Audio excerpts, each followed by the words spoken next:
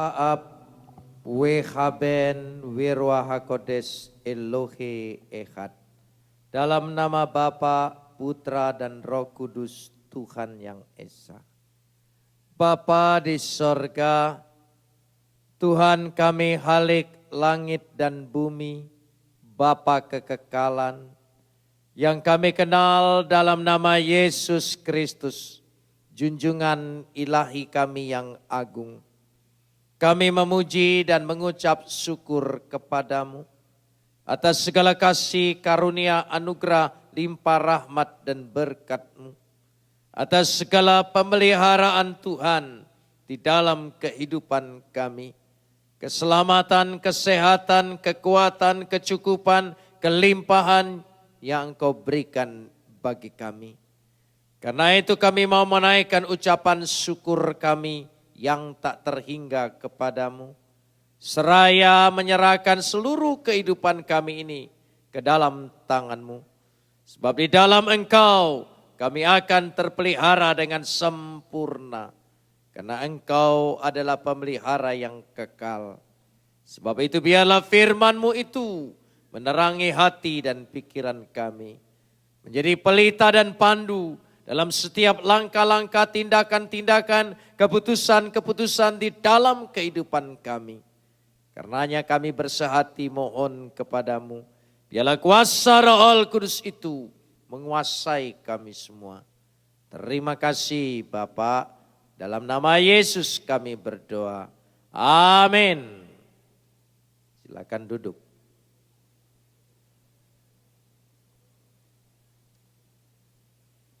Salam. Pagi ini kita akan bersama-sama membaca firman Tuhan yang terambil dari kitab Amsal. Pasal 31 ayat 1 sampai ayat yang ke-9. Amsal pasal 31 ayat 1 sampai ayat 9.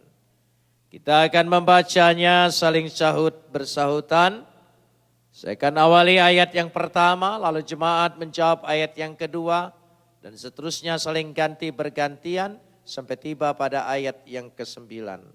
Amsal 31 ayat 1 sampai ayat 9. Inilah perkataan Lemuel Raja Masa yang diajarkan ibunya kepadanya. Ayat 2.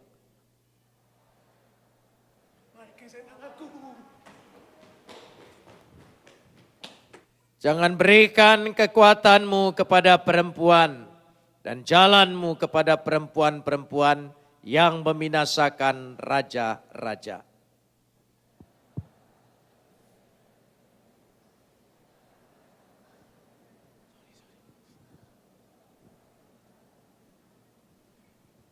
Jangan sampai karena minum ia melupakan apa yang telah ditetapkan dan membengkokkan hak orang-orang yang tertindas.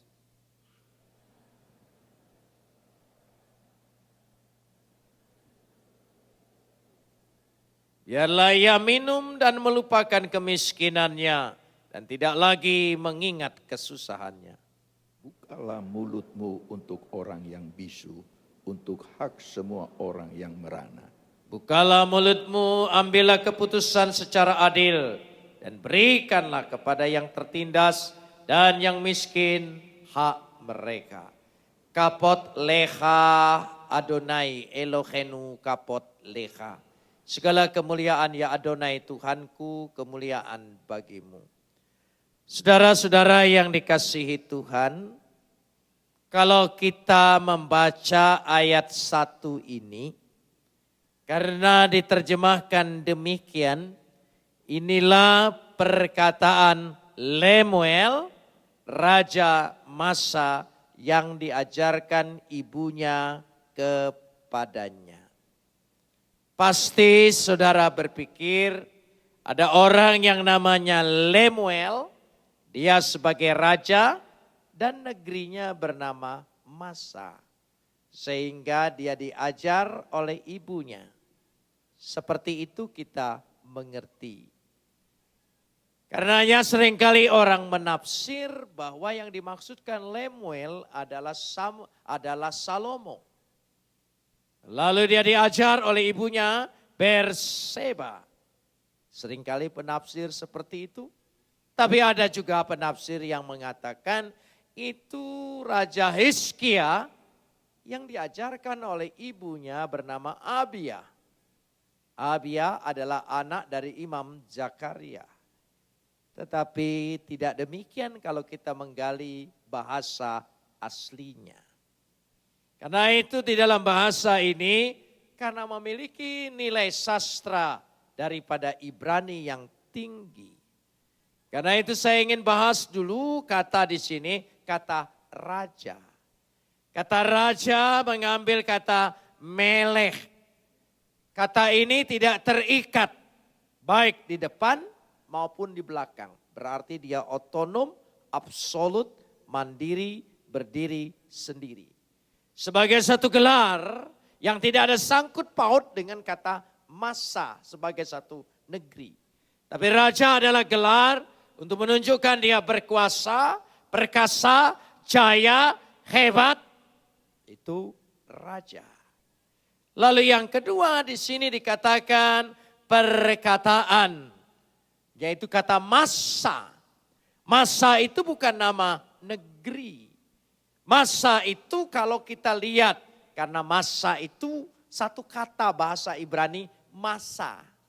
Masa bahasa Ibrani ini makanya tidak bisa diterjemahkan. Itu bukan nama negeri. Masa itu. Tetapi dalam bahasa Ibrani yang naskahnya disebut Masoret. Ketika diterjemahkan ke dalam bahasa Yunani yang disebut naskahnya disebut Septuaginta. Maka kata masa ini diterjemahkan krematismos. Krematismos. Kata krematismos itu artinya perkataan ilahi. Jadi krematimos adalah perkataan ilahi. Ini didukung oleh naskah yang disebut Tarkum. Yaitu naskah Tarkum menerjemahkan kata masa itu nafiwat.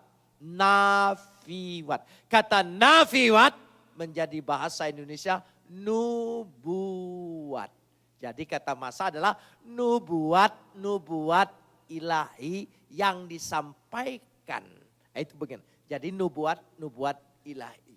Lebih jelas lagi ketika naskah yang paling muda dari seluruh naskah disebut naskah Vulgata. Vulgata itu naskah bahasa Latin. Di situ disebutkan visioque.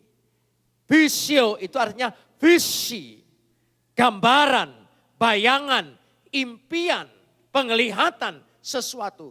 Kue berarti visi yang meng-create, yang mencipta, yang ada di dalam pikiran manusia. Nah, semua ini adalah merupakan sebuah gambaran daripada, itulah disebutkan Lemuel. Kata le itu bisa dari, kata le itu bisa untuk. Tapi karena Muel bukan nama orang, Muel itu adalah dari Tuhan. Jadi perkataan ilahi dari Tuhan. Yang disampaikan kepada manusia. Inilah perkataan ilahi. Perkataan ilahi itu mengandung hokma, hikmat. Maka ini disebut kitab hikmat. Dia mengandung hikmat, masuk ke dalam pikiran kita, membayangkan sesuatu sehingga ke depan kita mempunyai satu pikiran, satu visi, satu bayangan, satu kerinduan yang kita bisa bayangkan ke depan itu kehidupan kita. Saya kasih contoh, kita akan mengakhiri tahun 2010. Sebentar lagi kita meninggalkannya dan menginjak kepada tahun 2011. Saudara percaya dan saudara punya kerinduan 2011 ini hidup kita jauh lebih baik? Amin. Kita menginginkan itu baik. Amin. Baik sekarang ini. Tuhan memberikan janji. kepada setiap orang yang percaya. Dan janji Tuhan itu luar biasa. Dan janji Tuhan itu kita terima sebagai perkataan ilahi. Lemuel, perkataan ilahi. Masa yang perkataan ilahi dari Tuhan. Perkataan ilahi dari Tuhan ini kita percaya, kita dengar, kita terima. Masuk ke dalam pikiran kita. Ketika masuk ke dalam pikiran kita, mari kita memberikan bayangan, ya, nafiwat, nubuat untuk tahun 2011 dalam hidup kita. Bagaimana? Mari masing-masing bernubuat untuk hidupnya. Saya ingin apa? Saya ingin bagaimana? Semestinya bagaimana? Apa yang saya peroleh di tahun yang akan datang ini? Mari kita meng-create, menciptakan di dalam pikiran kita ini.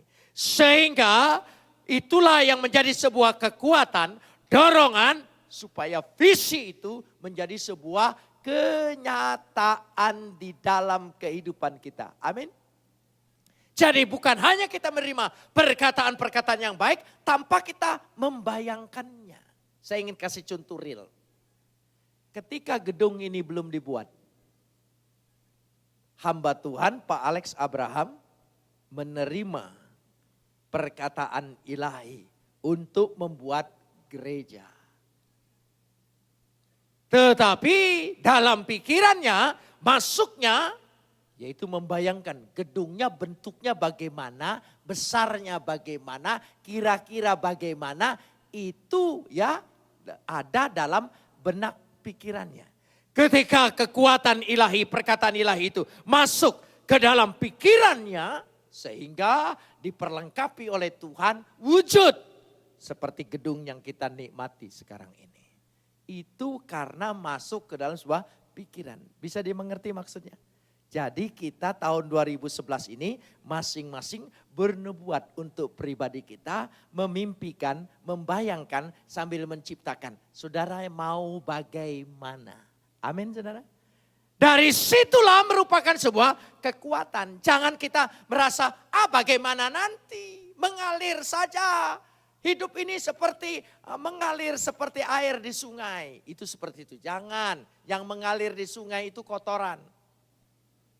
Tapi kalau ikan dia hidup, dia tidak mengikuti aliran, dia menentang arus, itu ikan. Sampai ke ujung arus itu oleh ikan itu dikejar. Ada hikayat Tiongkok kuno. Ikan-ikan yang mengejar sampai ke air yang terjun itu. Air terjun itu dia kejar ke atas terus sumbernya. Dia kejar terus itu ikan. Dan ikan mengejar. Tidak sampai jatuh lagi, gak sampai jatuh lagi, gak sampai jatuh lagi. Tapi ada satu ikan yang terus bertekad meskipun jatuh. Dia terus naik ke atas. Itu disebut lung. Dalam istilah Tiongkok artinya dewa.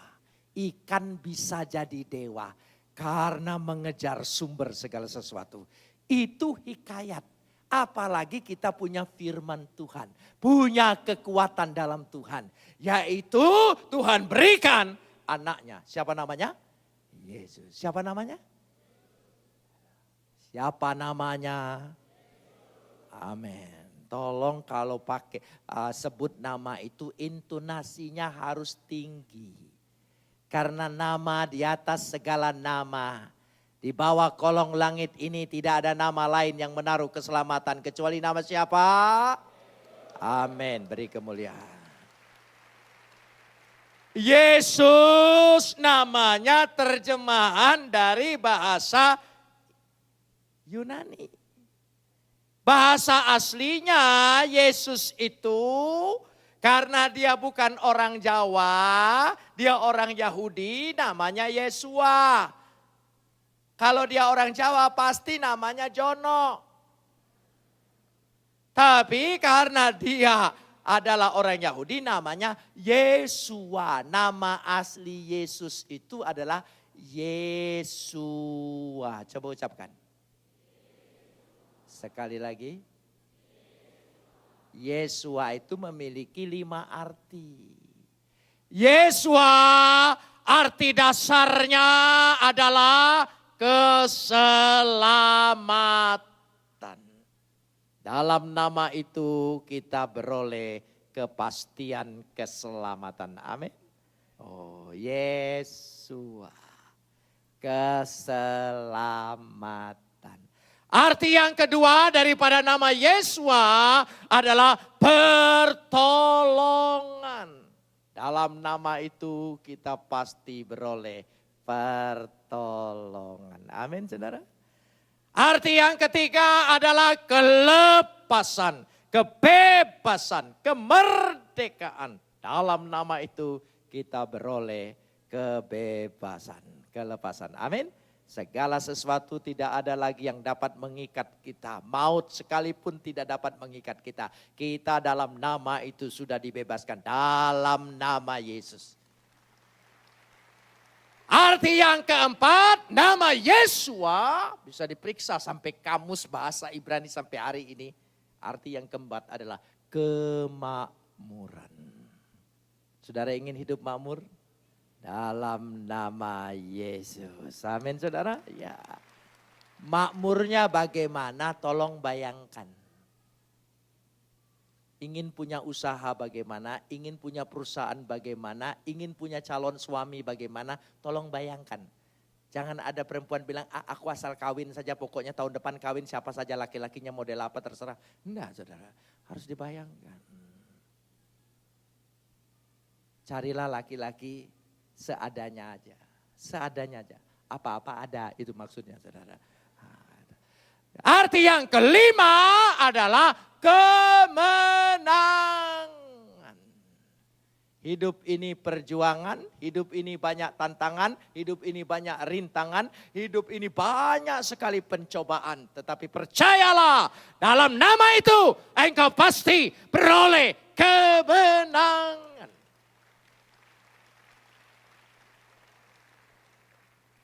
Kita memperingati Natal. Kelahiran Sang Juru Selamat. Siapa namanya? Yesus. Artinya seperti arti kata Yesua. Artinya apa? Coba ada 5 hal. Satu apa? Keselamatan. Dalam nama itu engkau sudah beroleh keselamatan? Amen. Yang kedua artinya apa? Pertolongan. Saudara membutuhkan pertolongan? Dalam nama Yesus engkau pasti ditolong. Tidak mungkin dia tolak dan sia-siakan. Karena nama itu. Arti yang ketiga adalah kelepasan. Saudara ingin dilepaskan dari ikatan dosa, dari ikatan segala sesuatu. Amin. Dalam nama Yesus. Arti yang keempat apa? Kemakmuran. Saudara ingin makmur? Amin. Yang kelima apa? Siapa yang tidak butuh kemenangan? Kita perlu kemenangan semuanya. Amin saudara. Oh ini penting. Makanya itu baru. Arti namanya saja sudah mengandung seperti itu. Karenanya nama itulah yang memberikan. Nah mari kita lihat perkataan-perkataan ilahi itu. Logos itu sudah menjadi manusia. Hadir. Dia memberikan. Itulah yang disebut hokma. Hokma. Hokma itu bahasa Ibrani. Karena bahasa Ibrani itu saudara sepupu dengan bahasa Arab, sama-sama berakar ke Aramik, maka bahasa Arab kata hokma, jadi hikmat. Hikmat, hokma sama dengan hikmat. Hikmat itu terdiri dari beberapa kata. Kata hikmat, hokma itu yang pertama, hokma itu kita peroleh dari mana? Kita seringkali berpikir, hikmat itu sesuatu yang luar biasa, seperti wangsit tiba-tiba turun set gitu. Bukan. Seperti seberkas cahaya yang tiba-tiba nempel di pikiranmu. Bukan. Kata hikmat, hokma itu juga berakar kepada kata da'at. Da'at, pengetahuan. Jadi kita beroleh hikmat itu juga beroleh dari pengetahuan. Kita belajar, membaca, studi apa saja di tengah-tengah dunia ini. Mendengar sesuatu yang berharga, itu menjadi pengetahuan. Orang yang punya pengetahuan itu sama dengan orang yang berhikmat. Tapi tidak cukup di situ saja. Karena kata hokmah itu bukan hanya sekedar daat pengetahuan. Tapi yang kedua, ra'ah. Ucapkan. Ra'ah. Pengalaman. Jadi hidup ini adalah pengalaman. Banyak pengalaman hidup. Jatuh bangunnya kita, tertipunya kita, gagalnya kita, terperosoknya kita, melakukan kesalahan-kesalahan. Tidak apa-apa, tidak usah disesali. Itu merupakan satu pengalaman dalam hidupmu. Pengalaman digabungkan dengan pengetahuan. Lalu kata ketiga adalah lekah. Lekah, coba baca. Lekah, artinya pembelajaran. Kita belajar dari pengetahuan dan pengalaman ini supaya kalau jatuh tidak jatuh lagi, kalau gagal tidak gagal lagi, kalau salah tidak salah lagi, tidak berbuat salah terus karena belajar dari pengalaman dan pengetahuan. Untuk itulah orang itu namanya orang yang berhikmat. Bukan saudara pergi semedi ke gua lalu dapat hikmat. Bukan begitu saudara. Hikmat itu kita belajar dari pengetahuannya dan sekolah hidup kita dari pengalaman-pengalaman kita. Dan pengalaman itu kita mau belajar.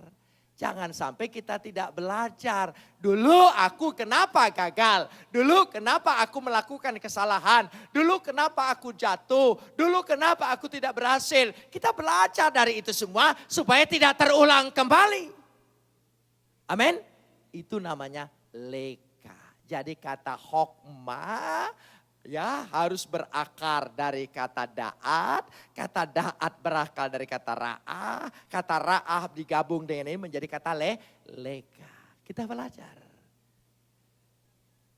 Kita pernah sakit? Siapa yang tidak pernah sakit? Saudara pernah sakit? Belajar dari kenapa sakit. Terlambat makan, kebanyakan makan, pola hidupnya tidak baik. Belajar dari situ supaya tidak sakit lagi. Sudah sakit, lalu kita tidak pernah belajar, kolesterol naik, ya apalagi asam urat naik, semuanya tidak belajar, makan terus. Itu namanya bahasa yang saya pinjam dari Palek, hoplok. Gabungan bahasa Ibrani dengan bahasa Jawa. Hoplok saudara. Kita tidak pernah mau belajar hidup ini. Contohnya, sebagai satu pengetahuan, saudara tahu bahwa olahraga itu menyehatkan badan? Semua tahu olahraga itu menyehatkan badan? Tapi kita tidak mau olahraga. Itu namanya tidak ada pembelajaran. Punya pengetahuan tapi tidak ada pembelajaran. Ketika badannya bengkak, ketika dianya sudah tidak sehat lagi. Kenapa kita tidak lakukan itu? Itu namanya orang yang tidak berhikmat. Kita mau berhikmat, amin. Belajar segala sesuatu perkara yang terkecil-kecil. Supaya tidak terulang kembali. Itu hikmat. Karena itu kita mau belajar. Orang yang berhikmat disebut melek. Raja, itu pada ayat yang pertama tadi. Raja. Kalau raja berarti bukan raja dalam arti dia raja singgasana. Raja artinya dia punya kuasa, punya kejayaan, punya keperkasaan, punya kehebatan unggul. Amin. Saudara pasti unggul, punya kekuatan. Tapi kekuatan raja orang berhikmat ini punya musuh. Bisa melemahkan keadaannya, yaitu ayat yang ketiga. Nah ini, perempuan jangan marah dulu. Saudara ya, mari kita lihat ayat yang ketiga. Jangan berikan kekuatanmu kepada perempuan. Dan jalanmu kepada perempuan-perempuan yang membinasakan raja-raja. Orang-orang yang berhikmat.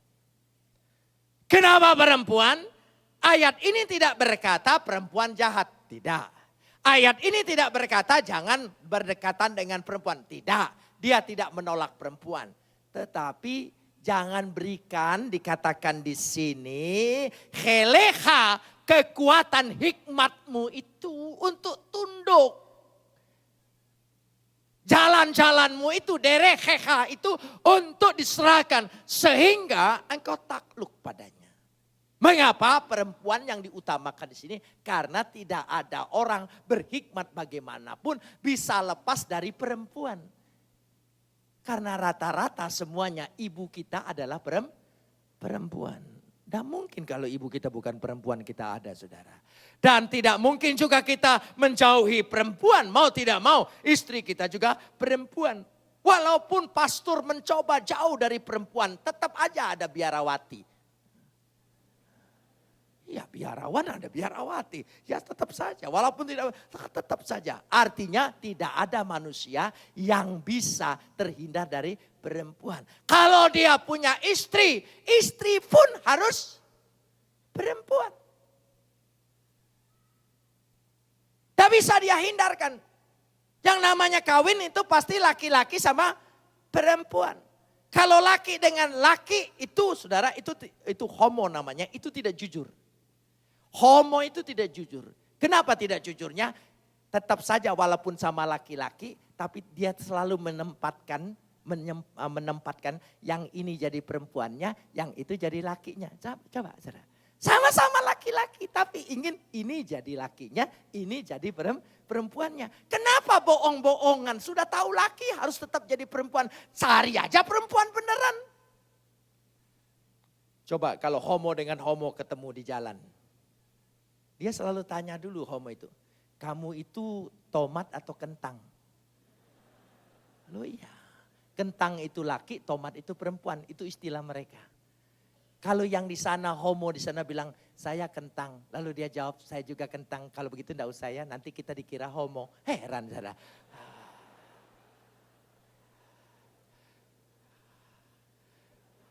Susah sekali. Nah ini. Tapi perempuan ini, yang namanya perempuan dikatakan di sini, perempuan itu ajaib. Kalau saudara beroleh, perempuan itu beroleh keajaiban. Ya, yang pertama kali perempuan itu ajaib. Bahasa Indonesia perempuan berasal dari bahasa Sanskerta. Bahasa Sanskerta yang aslinya berasal dari bahasa Pali. Yaitu perempuan, pere itu berarti para, banyak. Puan itu empu, empu itu artinya sakti.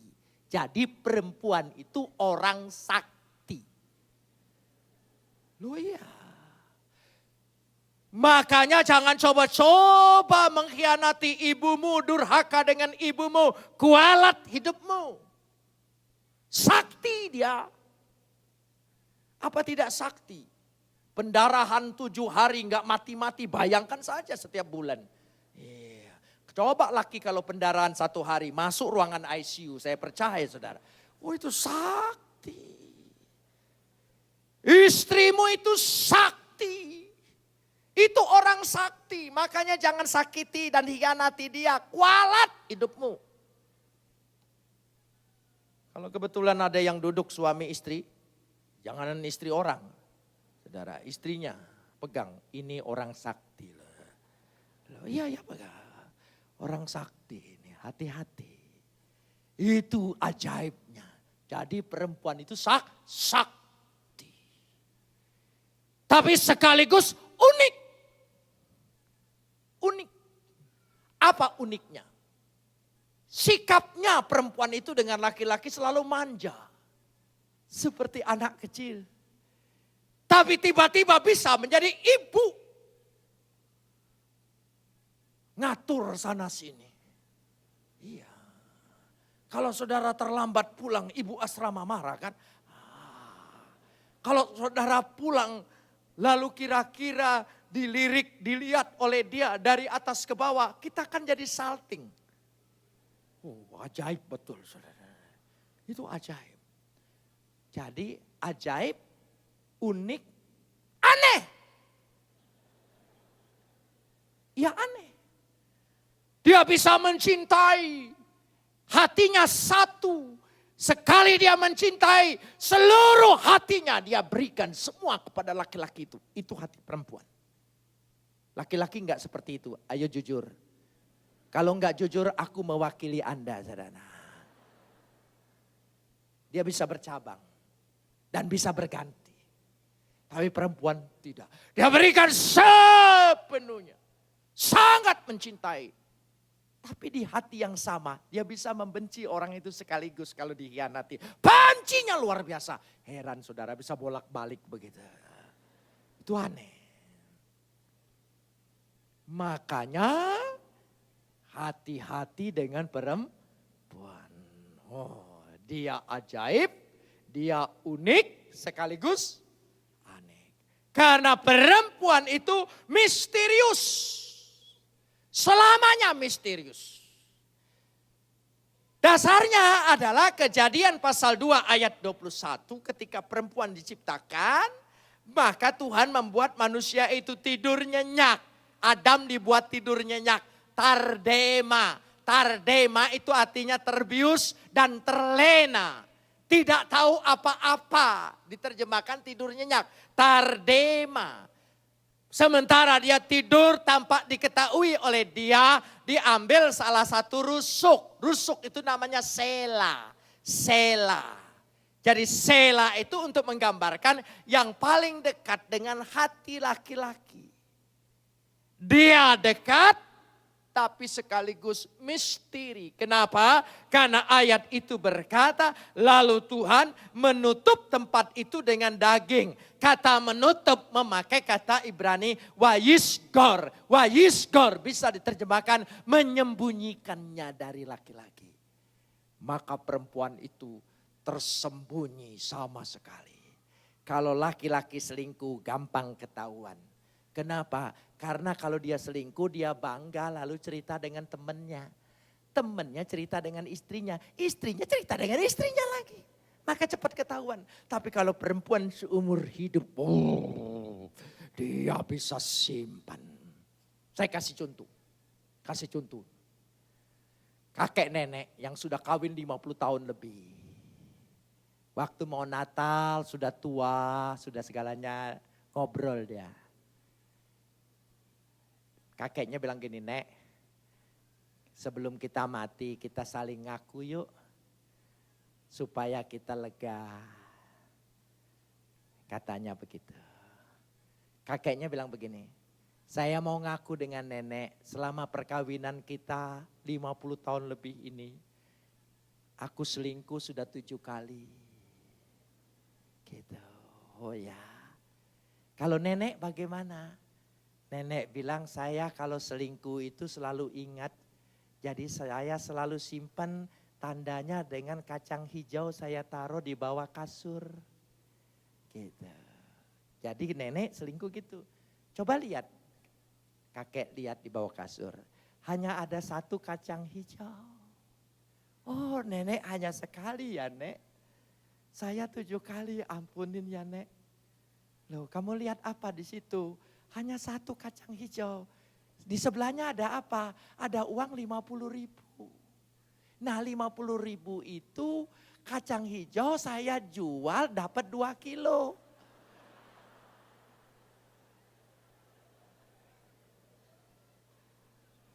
Kakeknya pingsan langsung saudara.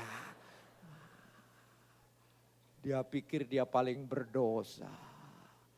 Oh iya. Perempuan itu bisa menyembunyikan sesuatu. Tapi pulang dari sini bukan maksud saya untuk mencurigai. Bukan saudara ya. Itu hebatnya, misterinya. Sekaligus dikatakan di sini, perempuan itu istimewa. Istimewa. Tapi sekaligus dia menjadi pembinasa. Istimewanya apa? Karena dia merupakan benteng daripada rumah tangga. Perempuan itu menjadi tiang daripada perkawinan. Kalau perempuannya rapuh, habis itu perkawinan. Tapi kalau perempuannya kuat, perkawinan itu selamat. 43 tahun saya sudah menikah dengan Ibu Yusuf. 43 tahun. Kami menikah, dia umur 18, saya umur 22. Cepat menikahnya. Kenapa? Karena umur 22 tahun saya sudah staf ahli Bupati Bandung. Sudah dipanggil Bapak. Jadi cepat laku gitu saudara ya. Gitu. Waktu menikah berarti saya lebih tahu dong. Lebih panjang dari ibu bapaknya. Ibu bapaknya hanya tahu dia 18 tahun. Saya 43 tahun. Tapi sampai hari ini saya tidak tahu maunya apa dia. Kenapa? Laki-laki itu selalu lemah. Lemahnya apa? Walaupun dia keras, dia berkata, tidak. Akhirnya ngikutin juga keputusannya saudara. Oh, itu pinternya dia saudara ya. Itu. Saya mau ngomongin dia mumpung dia tidak datang. Ya, kalau dia datang besar kepala nanti saudara ya. 43 tahun perkawinan. Itu yang hebat bukan saya. Ibu Yusufnya. Yang perkasa, yang betul-betul beriman, mempertahankan segala sesuatu. Itu istimewanya perempuan. Istimewanya. Sebab waktu kawin 3 bulan, waktu baru kawin, teman-teman dekat saya itu ngejek saya. Roni kawin, paling tinggi 3 bulan. Semua ngejek saya 3 bulan. Karena saya punya pacar segudang masalahnya saudara. Mereka tahu. Itu jadi paling tinggi 3 bulan. Tapi yang ngejek saya, teman-teman pesantren saya yang ngejek saya. Sekarang kalau ketemu tanya, masih sama istrimu? Masih. Saya tanya kamu bagaimana? Udah 3 kali cerai, 3 kali kawin. Ya sudah ada yang 7 kali segala macam. Waduh. Ternyata dia yang tidak bertahan. Tapi bukan hebatnya Yusuf Roni. Ibu Yusuf itu yang hebat. Semua pelayanan Pak Alek itu berhasil. Luar biasa. Tapi ada yang lebih hebat di belakang itu. Ibu Yeni itu lebih hebat itu. Tapi kalau dia menghalangi, perempuan itu kalau sudah menghalangi segala sesuatu, laki-laki tidak akan sukses. Tidak berhasil.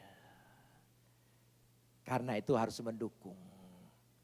Saudara perhatikan, Abraham. Jangan jauh-jauh. Karena itu perempuan itu paling dekat dengan Tuhan. Paling dekat dengan Tuhan.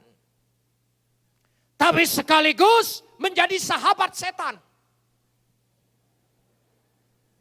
Saya kasih ilustrasi lagi.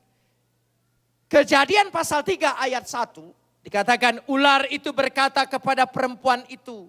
Kejadian pasal 3 ayat 2. Lalu saut perempuan itu kepadanya. Oh, perempuan berdialog dengan iblis. Tetapi kalau saudara baca Injil Lukas pasal 1 ayat 28. Malaikat itu memberitakan juru selamat itu akan lahir ke tengah dunia ini. Justru melalui rahim seorang perempuan namanya Maria. Hebat tidak itu perempuan. Bisa melahirkan lewat dia.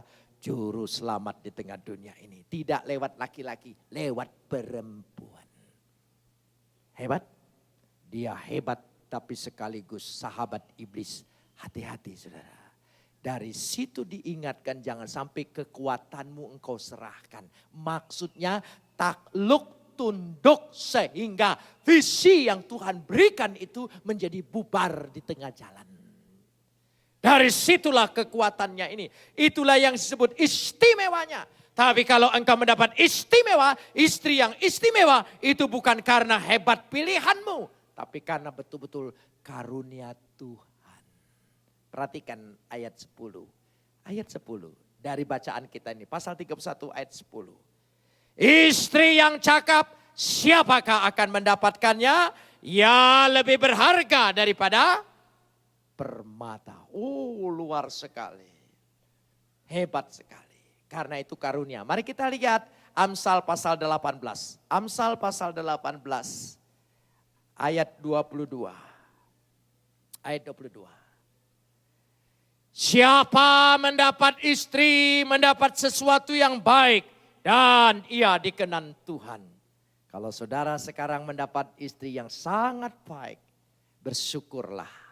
Engkau mendapat anugerah yang Tuhan berikan kepada kita. Amin saudara.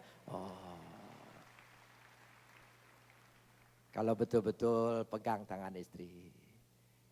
Amin saudara, ini anugerah buat hidup saya. Amin saudara.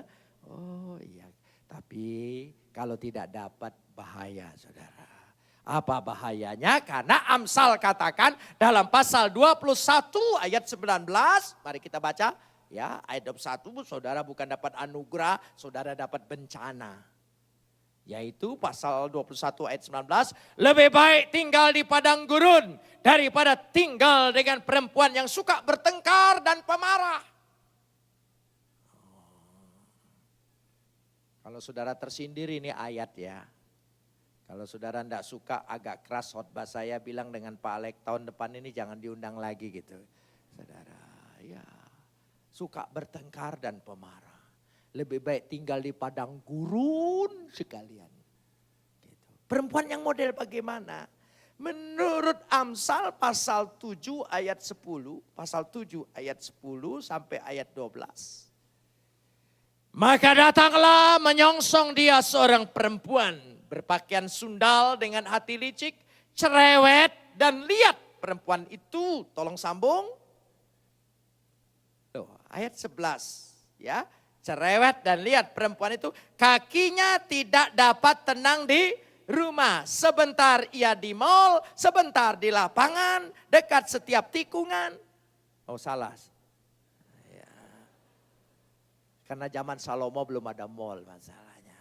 Sebentar di jalan sebenarnya. Jadi kalau ada perempuan gak betah di rumah itu bahaya saudara. Yang namanya perempuan itu harus betah di rumah. Harus betah mengurus rumah tangganya. Itu. Jangan saudara pikir itu modern kalau di mall terus bukan. Ini bahayanya di sini saudara. Nah, itu namanya itu bukan dapat anugerah tapi dapat bencana. Seandainya Anda sedang seperti itu, berdoa secara pribadi. Bilang di sini, atau nanti malam suruh dia tidur duluan, tumpang tangan. Ya, Tuhan lepaskan roh-roh mol itu ya. Iya kadang-kadang orang berkata, berat sama dipikul, ringan sama dijinjing. Berat sama dipikul. Beratnya pembayarannya dia tidak mau, ringannya jinjingan tas shoppingnya dia mau. Itu susahnya sudah. Ini tidak di Surabaya. Perempuan Surabaya saya tahu baik-baik. Saya cerita ini di Jakarta. Surabaya itu baik. Bagus, manis semua. Istrinya anugerah Tuhan semua saudara. Amin saudara. Ya mudah-mudahan laki-laki tidak kanseling setelah ini saudara. Nah karena itu, lalu selanjutnya dikatakan di sini bagaimana waspadalah yang kedua, ayat yang keempat dan yang kelima dikatakan tidak pantas bagi seorang raja, bagi pembesar minuman keras. Kata minuman keras bukan sekedar minum, tapi sehar. Kata sehar berlanjut dengan kata melupakan. Yisla artinya sesuatu yang memabukkan bagi orang yang berhikmat adalah merasa pengetahuannya lebih hebat, kesuksesannya, keberhasilannya, kejayaannya. Dia mabuk dengan itu semua. Hati-hati, itu bahaya. Karenanya inilah bahaya-bahaya orang berhikmat. Ayat selanjutnya adalah tugas orang berhikmat. Bukan menindas orang yang lemah, tapi membela orang yang lemah. Orang miskin, orang segala sesuatu dibela oleh dia. Nah hikmat itu Tuhan berikan bagi kita. Firman Tuhan menjadi manusia. Siapa namanya? Yesus. Yesus tidak hanya memberikan pengajaran. Yesus tidak hanya memberikan nasihat. Yesus tidak hanya memberikan petunjuk. Tapi dia memberikan dirinya buat saya dan saudara. Mati untuk saya dan saudara. Makanlah tubuhku, minumlah darahku. Sesuatu yang luar biasa. Lewat itu kita pasti beroleh 5 mujizat Tuhan. Apa? Keselamatan, pertolongan, kelepasan, kemakmuran, kemenangan. Dalam nama Yesus. Saudara percaya kita sebentar lagi menerima perjamuan? Iman ini tubuh dan darah Yesus. Saudara percaya ada mujizat Tuhan dalam perjamuan ini? Asal saudara mengimani, ini tubuh dan darah Yesus. Dengan imanmu. Segala sesuatu itu dengan imanmu. Kalau engkau imannya hanya roti ini nyempil sekali, enggak kesana kemari, kecil sekali saudara. Tidak ada manfaatnya. Tapi kalau engkau imani ini tubuh Yesus, engkau menerima kuasa mujizat daripadanya. Saya percaya, yang sakit mendapat pertolongan kesembuhan. Amin saudara. Oh iya, yang susah mendapat pertolongan. Amin. Yang punya pergumulan dapat kemenangan. Amin. Tolong ingat, dalam nama Yesus. Dalam nama Yesus. Mari kita berdoa.